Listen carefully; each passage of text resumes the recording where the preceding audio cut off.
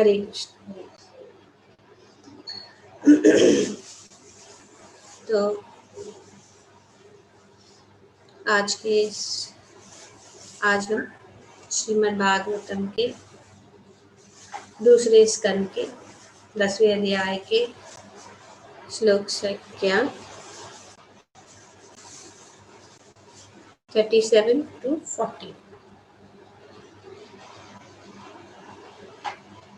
को हम समझने की कोशिश करेंगे। तो अब यहाँ पे श्री सुखदेव गोस्वामी परीक्षित महाराज को कह रहे हैं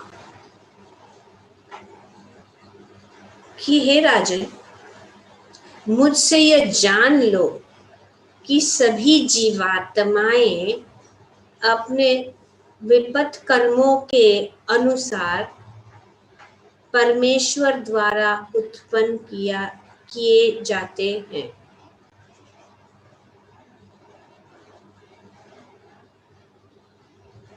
सब कुछ जो है भगवान से ही उत्पन्न हो रहा है। और यहाँ पे विस्तार रूप से इन 4 श्लोकों में कंप्लीट जो पूर्ण रूप से सिर्फ इस पृथ्वी लोक ही नहीं, लेकिन सारे 14 भुवनों में जो पूरे जो 14 भुवन है, इनके भी जो स्रोत भगवान है और भगवान से ही सभी उत्पन्न है। श्रील प्रभुपाद जी अपने तात्पर्य में बताते हैं कि इस सूची में जीवात्माओं की विविध कस्में बताई गई है। कितने अनेक जो है वैरायटी है, सोचते हैं मनुष्य ही है, लेकिन यहाँ पे एक एक करके डिटेल में बताया। ये हमारा शास्त्र है। वैज्ञानिक भी नहीं जाए जो यहाँ पे ये विज्ञान है। पूरा डिटेल जो हमारे शास्त्रों में मिलता है कि किस प्रकार से सब जो अनेक प्रकार के जो ये जीवात्माएं हैं। पहले तो एक कोई सुना नहीं होगा, नहीं सुना होगा, जैसे कि किम पुरुषा, ये पिशाच, ये इतनी योनियां, भूत प्रेत भी इसमें, ऐसा कुछ भी नहीं। ब्रह्मा जी से लेके एक छोटी सी चींटी तक, इसमें सब कुछ सम्मिलित। सभी योनियां 84 लाख योनियों से लेकर बढ़ के भी ब्रह्मा जी से देवताओं को लेकर मनु, ऋषि, सब जो पितृलोक के भी वास, सिद्ध लोग, सब लोग, चारण, गंधर्व, विद्याधर। अभी तो हम ये अध्ययन कर रहे हैं शास्त्र का, तो हमें पता है, और शास्त्र में भी कभी कभी उल्लेख किया जाता है तो हम जानते हैं। सामान्य लोगों को नहीं। तो ये जो इतना डिटेल नॉलेज जो यहाँ पे सुखदेव गोस्वामी कहते हैं कि हे राजन, मुझसे जान लो कि ऐसा कोई भी चीज नहीं है जो भगवान से उत्पन्न नहीं हुआ है। सब कुछ भगवान से ही उत्पन्न हुआ है, परमेश्वर द्वारा उत्पन्न किया जाता है। पशु से लेकर पेड़ सब कुछ आ गया इन 4 श्लोकों में। अंड, स्वेदज, सब किस प्रकार से उनका जन्म में, अंड के रूप में स्वेदज तथा उदीभद जीव, सब जीव, इंसेक्ट से लेकर कीटाणु से लेकर सब, सर्वोच्च लोक से लेकर ब्रह्मांड के निम्नतम लोक के सारे जीवों की विभिन्न योनियां सर्वशक्तिमान पिता विष्णु द्वारा उत्पन्न की गई है। Clear point? शायद, मे बी, अज्यूम नहीं, क्लियर? इट इज बिलीव्ड, नहीं, रियल, ट्रूली यहाँ पे जान लो। यहाँ पे बताया जा रहा है कि सर्वोच्च लोक से लेकर ब्रह्मांड के निम्नतम लोक के सारे जीवों की विभिन्न योनियां सर्वशक्तिमान पिता। और ऐसा नहीं है कि सुखदेव जी गोस्वामी ने सिर्फ पिता इसीलिए कहा, भगवान स्वयं कहते हैं। और इसीलिए प्रभुपाद जी जो है हमें प्रमाण देते हैं कि क्यों पिता है, क्योंकि भगवान के। खोलिए श्लोक संख्या 14, श्लोक अध्याय 14 श्लोक संख्या। पर उससे पहले एक बाद में, एक मिनट बाद में पढ़ेंगे, मुझे कुछ कहना है। तो भगवान कहते हैं कि मैं ही सर्वयोनिज कौनते हैं। भगवान बताते हैं कि अहम बीज प्रदा पिता।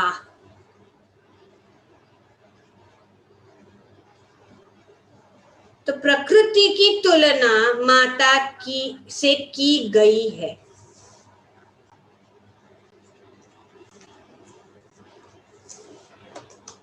प्रकृति की तुलना, दैट इज वाई अंग्रेजी में भी बोलते मदर नेचर। अरे मदर मतलब क्या नहीं मालूम, फादर नेचर, मदर माता, पृथ्वी माता, प्रकृति माता। प्रकृति की तुलना माता से की गई है। यद्यपि प्रत्येक जीव अपने माँ से उत्पन्न होता देखा जाता है, किंतु सत्य तो ये है कि ऐसे जन्म का वास्तविक कारण माता नहीं है।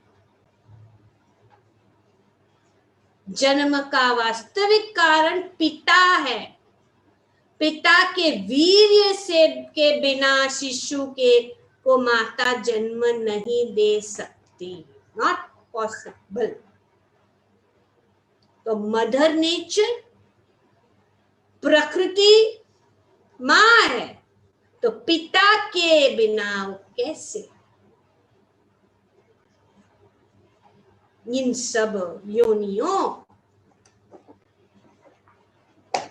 और हमारा अनुभव है, क्योंकि प्रकृति जड़ पदार्थ है, और हमारा अनुभव है कि जड़ पदार्थ से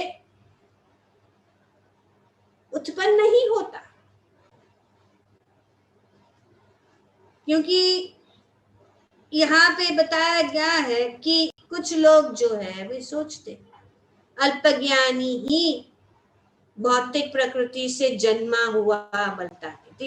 ऑटोमेटिक गोइंग ऑन, ये सब चल रहा है, तो ये जो है प्रकृति से नेचर्स वे, नेचुरल नहीं है। यहाँ पे बताया, जान लो कि भगवान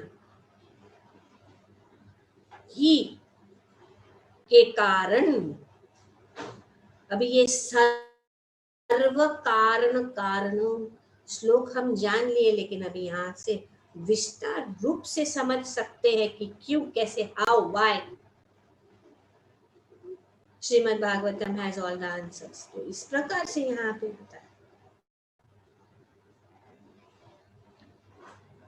तो प्रकृति जो है जड़ पदार्थ होने के कारण वो अपने आप जो है उत्पन्न नहीं कर सकती।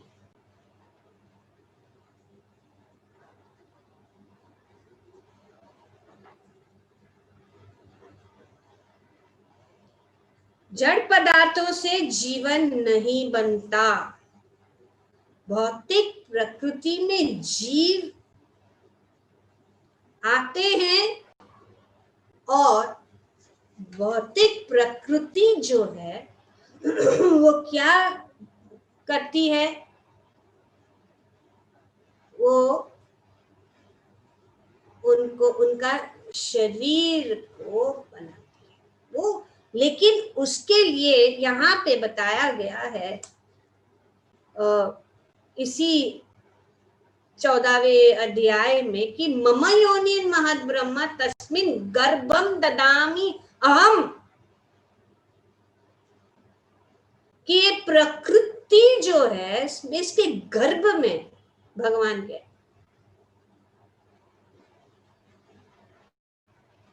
मैं जो है प्रवेश करता हूं।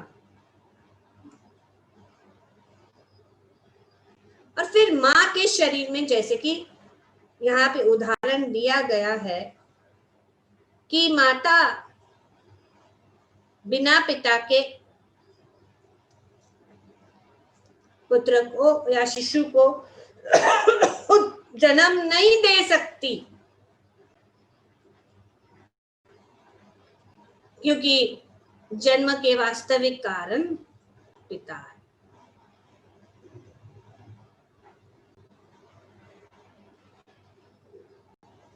और पिता जब अपने वीर्य के अनुसार और जीव वीर्य के आश्रित होके जब माता के गर्भ में आरोपित किया जाता है, तो फिर माता के शरीर में उनका शरीर बनता है। वो शरीर बना, लेकिन वो खुद नहीं। तो बीज जब आरोपित होता है और वो बीज पिता से मां के गर्भ में आरोपित होता है। इस प्रकार भगवान कहते हैं कि ये भौतिक प्रकृति है, इसके अंदर मैं जीवों को गर्भस्थ करता, भगवान गर्भस्थ। पुरुष एक ही है, प्रकृति और सब कुछ जो है नहीं कर सकता। परम पुरुष। तो इस 14वें अध्याय में मम योनि महद ब्रह्म, हे भरत पुत्र, ब्रह्म नामक समग्र भौतिक वस्तु जन्म का स्रोत है और मैं इस ब्रह्म को गर्भस्थ करता। भगवान कह रहे मैं इस ब्रह्म को गर्भस्थ करता, जिससे समस्त जीवों का जन्म संभव है। जब तक भगवान गर्भस्थ नहीं करेंगे तब तक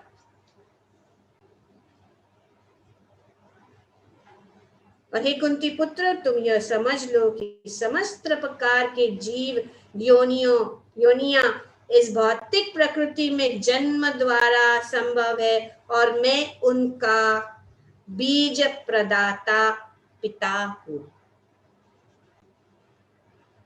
तो ये क्लियर है। तो भगवान जब तक इस भौतिक प्रकृति को गर्भस्थ नहीं करते, भौतिक प्रकृति अपने आप में जीवों को उत्पन्न नहीं कर सकती। भौतिक प्रकृति उसके शरीर उत्पन्न करती है, अपने आप नहीं करती। भौतिक प्रकृति उनकी शरीर उत्पन्न करती है। जिस प्रकार एक माता जो है, जब वे पिता के द्वारा उनके गर्भस्थ में बीज, तो वे शरीर तैयार करते, उनके वूम ऑफ मटेरियल नेचर, वूम,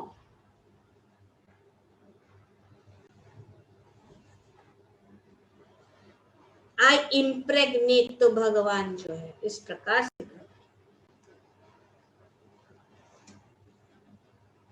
तो यहाँ पे उदाहरण दिया जा रहा है, और उसी प्रकार से भगवान जो ये सारी योनियां, जितने भी योनियां हैं, ये 14 भुवन में जितने भी योनियां हैं, स्वर्ग से लेकर पाताल तक, वो भगवान के द्वारा सृजित है, भगवान के द्वारा उत्पन्न है। Read again. प्रकृति की तुलना माता से की गई है। यद्यपि प्रत्येक जीव अपनी मां से उत्पन्न होता देखा जाता है, किंतु सत्य तो ये है कि ऐसा जन्म का वास्तविक कारण माता नहीं, जन्म का वास्तविक कारण पिता है। पिता के वीर्य के बिना शिशु को माता जन्म नहीं दे सकती। अतः असंख्य ब्रह्मांडों में विभिन्न योनियों तथा स्थितियों में सभी जीव शक्तिमान पिता परमेश्वर के बीज से उत्पन्न होते हैं। पर्पज परफेक्ट है, क्योंकि वे जो है अनेक शास्त्रों का प्रमाण से दे रहे, और यहाँ पे प्रमाण दे रहे जो भगवान स्वयं कहते हैं कि अहम बीज प्रदा पिता। केवल अल्प ज्ञानी ही इन्हें भौतिक प्रकृति से जन्म हुआ मानते हैं। जो जैसे कि बिच्छू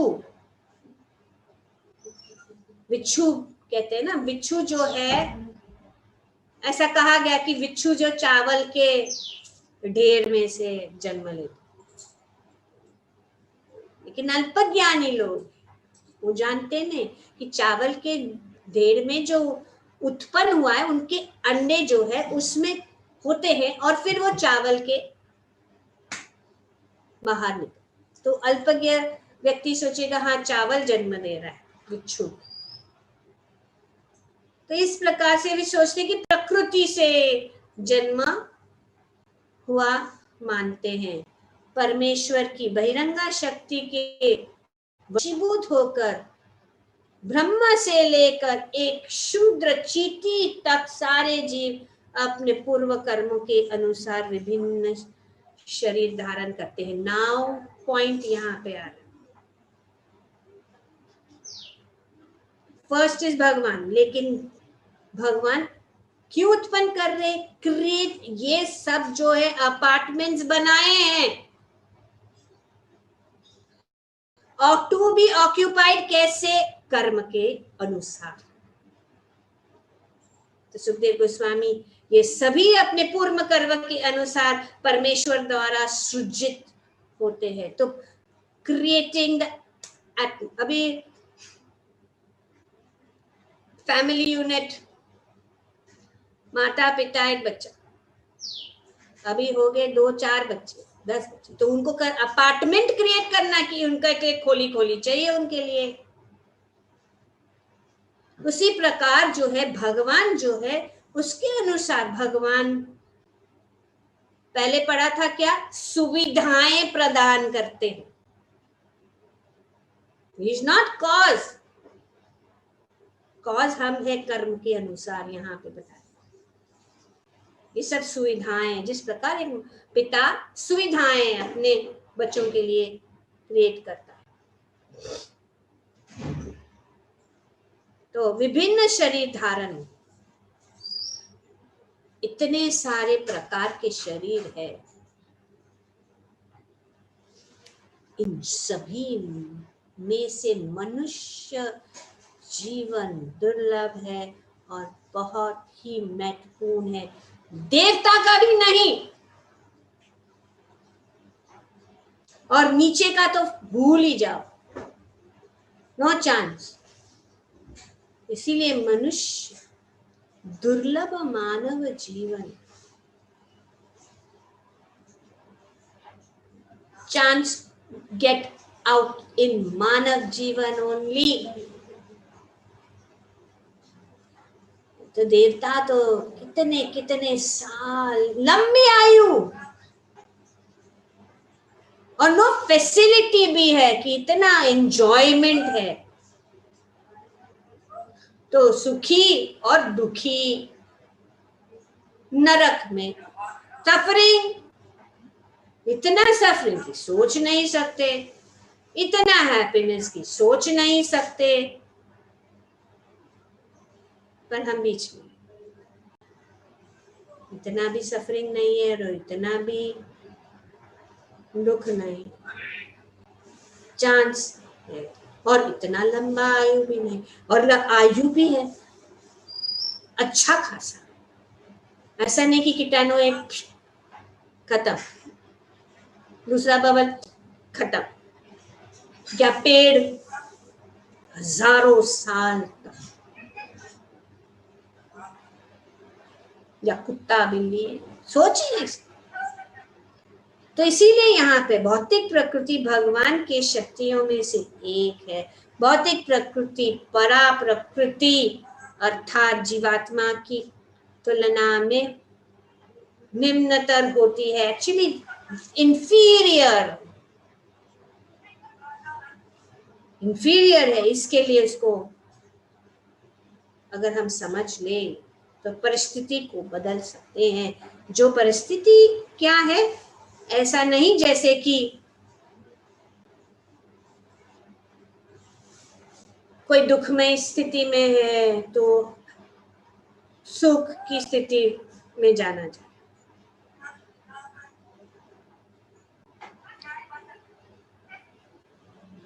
क्योंकि अंत में ये बंदी जीवन ही है जो बताया गया। भौतिक प्रकृति परा प्रकृति और इंफीरियर, भगवान की परा प्रकृति तथा अपरा प्रकृति संयोग करने सारे सांसारिक व्यापारों को प्रकट करती है। इसीलिए यहाँ पे बताया गया है, प्रभुपाद जी बता रहे हैं, material nature is inferior in comparison to the living entities, the superior nature. So superior है, living entity superior है, जड़ वस्तु को वो कंट्रोल कर सकता। The superior nature, inferior nature combine to manifest all. तो अभी ये combine हो गया। inferior जो हिल नहीं सकता, सुपीरियर उसको हिला सकता है और उसको इस्तेमाल कर सकता है। एक कॉम्बिनेशन इंफीरियर है। तो ये चलता है।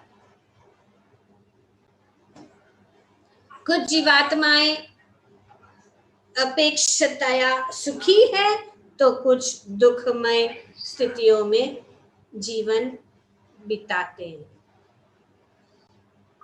किंतु वास्तव में इसमें से कोई भी भौतिक बद्ध जीवन में सुखी नहीं है। दिखते हैं सुखी, लेकिन कोई सुखी, हाउ कैन यू बी सुखी? जब हमारा वे असली स्वरूप ही नहीं है, तो हम आर्टिफिशियल एटमॉस्फेयर में हैं, तो हम कैसे सुखी हो सकते? अगर ऐसा प्रतीक भी होता तो सुखी और दुखी। किंतु चाहे कोई कहे कि हम सुखी है, तो भी वो सुखी नहीं। मृत्यु तो आए, फिर अभी सुखी है और मृत्यु आएगी तो पता नहीं कौन सी दुखी अवस्था में, कौन सी योनियों में चलेगा। तो ये जैसे कि उदाहरण प्रभुपाद जी बताते हैं कि बंदी जीवन में कोई सुखी नहीं रहता, भले ही कोई प्रथम श्रेणी का कैदी हो या तृतीय श्रेणी का कैदी हो। कोई कैदी अगर है, फर्स्ट क्लास प्रिजन हाउस में रह रहा है, लेकिन है तो वो कारागर, प्रिजन हाउस तो है ही।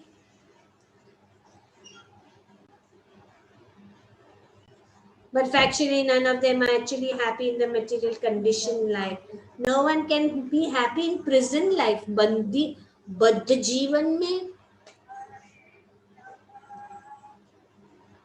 कैसे सुखी हो सकते?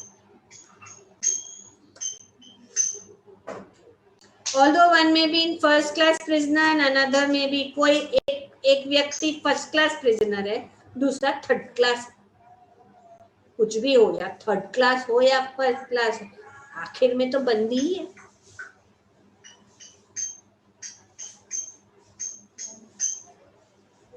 तो बुद्धिमान मनुष्य को चाहिए कि वह तृतीय श्रेणी, अभी जो लोग दुखी है वो तृतीय श्रेणी, वो चाहते नहीं हमारे स्टैंडर्ड, अपने स्टैंडर्ड ऑफ लिविंग को अच्छा होना चाहिए, इम्प्रूव होना चाहिए, इसके लिए इतना प्रयास, I want to go to that level, first class prison I want to go, I don't want to stay in this third class prison. कि वो तृतीय श्रेणी के बंदी जीवन से प्रथम श्रेणी के बंदी जीवन में उत्पन्न किए जाने की अपेक्षा बंदी गृह से ही मुक्त होने का प्रयास करना चाहिए। Get out.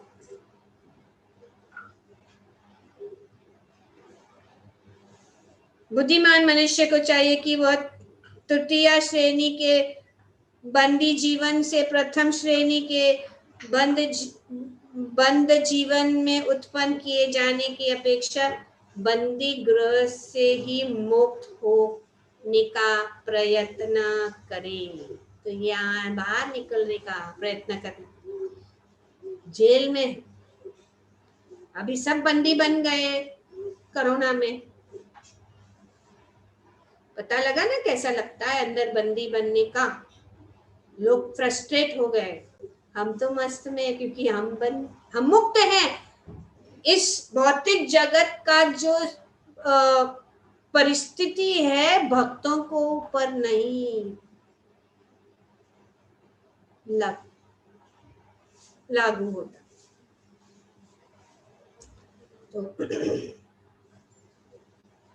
तो ये तो क्या कहते हैं ना, ट्रेलर था। द रियल रियलिटी तो यही है। ये ट्रेलर थोड़ा भगवान ने हमको ट्रेलर दिखा दिया कि अभी बंदी जीवन कैसा रहता है। Can go out, can go to mall, can go to eat and restaurant, can meet friends and आलिंगन, ऑल दैट बंदी जीवन। जो लोग कारागार में रहते हैं उनको अलाउ नहीं किया जाता है किसी को मिलने से, मिलना तो भी बैरियर।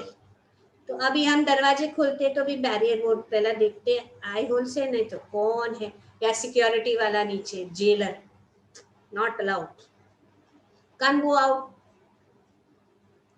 वायरस अटैक करेगा, सामने का घर में हुआ है सील्ड बिग बोर्ड, दुखालयम शाश्वत। तो ये जीवन, ये रियलिटी है। इसका ट्रेलर हमारे सौभाग्य है कि भक्त हमेशा सोचता है कि हाँ, ये याद दिलाता है, अरे यार इसके से निकलना है, फर्स्ट क्लास बनने का क्या फायदा अगर बंदी ही रहना है। नो फ्रेश एयर, नथिंग, तो निकलना है।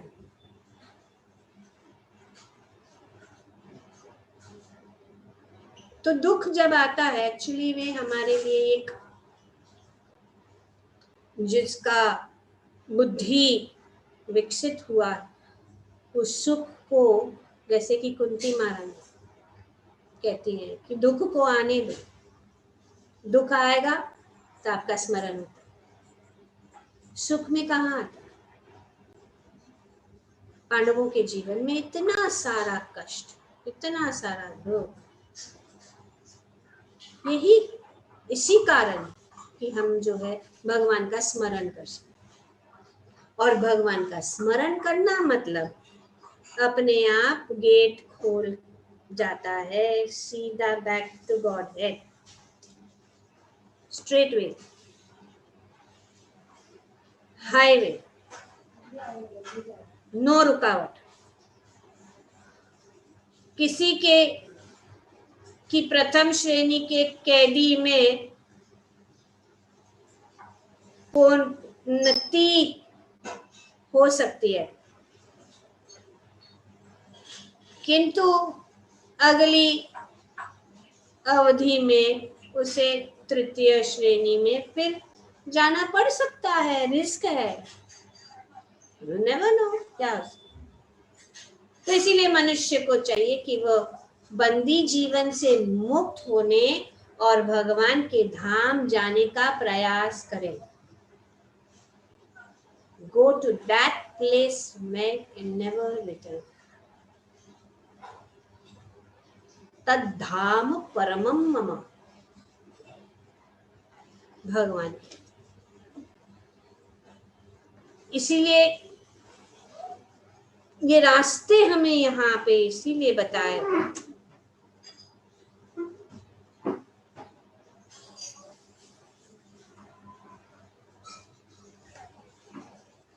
और भगवान यहाँ सुखदेव गोस्वामी बता रहे हैं कि ये अपने पूर्व कर्म के अनुसार, क्या है वो लास्ट लाइन बताया कि ये सब संभव कैसे है, ये सभी अपने पूर्व कर्म के अनुसार परमेश्वर द्वारा सृजित होते हैं। तो ये सुविधा कैसे, बाइंग पावर, बाइंग पावर किसमें कितना है वो अतले कनेक्ट इस प्रकार से। तो कर्म के अनुसार, कर्म इज बाइंग पावर, तो हम खरीद लेते हैं, वो प्रकृति के द्वारा हमें वो दिया जाता है। पर बुद्धिमान व्यक्ति सोचता है ये इस एक श्रेणी से दूसरे श्रेणी अच्छा है कि ये श्रेणी का ही चक्कर खत्म करो और वहां जाओ। यद गत्वा न निवर्तन्ते, यद गत्वा न निवर्तन्ते, भगवान बताते हैं कि मेरे धाम में आ जाओ, वहां पे ये जो है हम अपने आध्यात्मिक स्वरूप, और ये सब योनियां, ये सब किसमें है, इस एक पाद में है। हमें अपना ओरिजिनल शरीर, दिव्य सच्चिदानंद शरीर को वापस, और अपने स्वरूप को वापस, हमें वापस उस अपने असली स्वरूप में आने का कोशिश करना है। समस्त प्रकार के जीवों के लिए यह असली गंतव्य है, हमारा गंतव्य, जो अगेन गोल, सीधा गोल बताया जा रहा है यहाँ पे श्रीमद् भागवतम में। श्री सुखदेव गोस्वामी बता रहे कि गोल क्या है, वापस जाना। ग्रंथराज श्रीमद् भागवतम की जय। ओम तत्सत। Thank you very much.